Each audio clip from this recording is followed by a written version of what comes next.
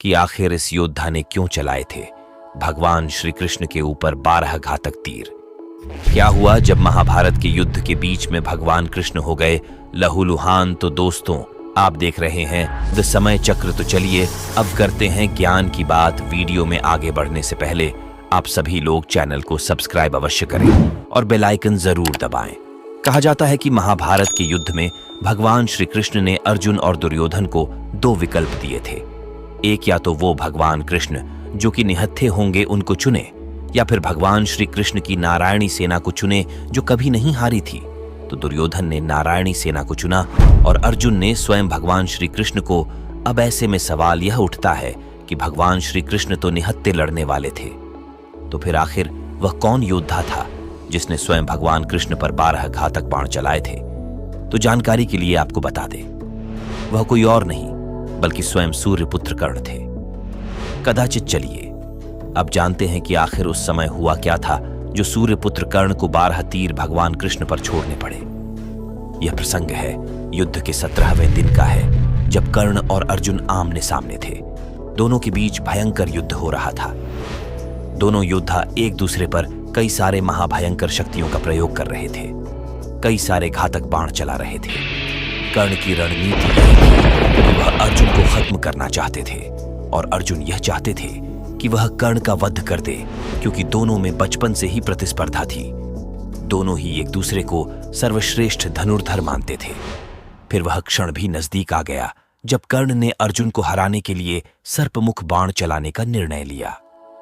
कदाचित इस बाण को कर्ण कई वर्षों से अर्जुन पर प्रहार करने के लिए रखा हुआ था। वास्तव में यह बाण पाताल लोक में अश्वसेन नाम का एक नाग था जो अर्जुन का परम शत्रु था और उसकी शत्रुता का मुख्य कारण था। खांडव वन में अर्जुन ने उसके पूरे घर को उजाड़ दिया था और जो सर्प वहां रह रहे थे उनको वहां से हटा दिया था। अश्वसेन तभी से अर्जुन को मारने के लिए मौके की तलाश में था। कई सारे धार्मिक सीरियल्स में, महाभारत में आपने देखा होगा कि वह कहते हैं कि उन्हें तक्षक नाग मारना चाहता था। कदाचित महाभारत के विभिन्न ग्रंथों में उन्हें अलग अलग नाम से प्रस्तुत किया गया है। कोई अश्वसेन कहता है तो कोई तक्षक नाग, और मुख्य युद्ध के तौर पर अश्वसेन ने पहले ही कर्ण के बाण को चुन लिया था। वो जानते थे कि सिर्फ और सिर्फ कर्ण ही अर्जुन को मार सकते हैं। वह मौके की तलाश में थे। कर्ण को सर्प बाण का प्रयोग करते देख अश्वसेन खुद उनके बाण पर जाकर विराजमान हो गए। कर्ण ने अर्जुन पर तीर का निशाना चलाया तो अर्जुन बाण का रूप धारण किए। नाग को पहचान नहीं पाए, जबकि अर्जुन का रथ चला रहे उनके सारथी भगवान श्री कृष्ण ने अश्वसेन को तत्क्षण ही पहचान लिया और अर्जुन के प्राणों की रक्षा के लिए भगवान श्री कृष्ण ने अपने पैरों से रथ को नीचे दबा दिया और रथ का चक्र जमीन में धंस गया। घोड़े बैठ गए और तीर अर्जुन के गले की बजाय उसके मस्तक यानी सर के मुकुट को छूता हुआ धरती पर जा गिरा। इस तरह भगवान श्री कृष्ण ने अर्जुन को बचा लिया। अर्जुन और भगवान श्री कृष्ण रथ के धंसे पहिए निकालने के लिए नीचे उतरे। तभी मौका देखकर कर्ण उन पर वार करना शुरू कर दिया और तब अर्जुन की ढाल कोई और नहीं बल्कि स्वयं भगवान श्री कृष्ण बने थे। उसी समय मौके पर 12 तीर यानी 12 घातक बाण श्री कृष्ण के शरीर में धंस गए। पूरी सृष्टि के रचयिता भगवान विष्णु के अवतार स्वयं भगवान श्री कृष्ण ने उन बाणों के घाव को सह लिया और तब भगवान ने अर्जुन को अश्वसेन के बारे में बताया।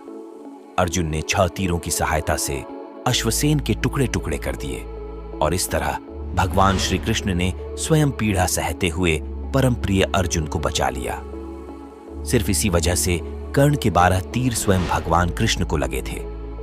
अगर आपको महत्वपूर्ण जानकारी अच्छी लगी हो तो प्लीज लाइक करें और हमारे चैनल को सब्सक्राइब करें ताकि इस तरह के ज्ञानवर्धक वीडियो आप सबसे पहले देखें। और अगर वीडियो पसंद आई हो तो कमेंट में जय श्री राधे कृष्णा अवश्य लिखें।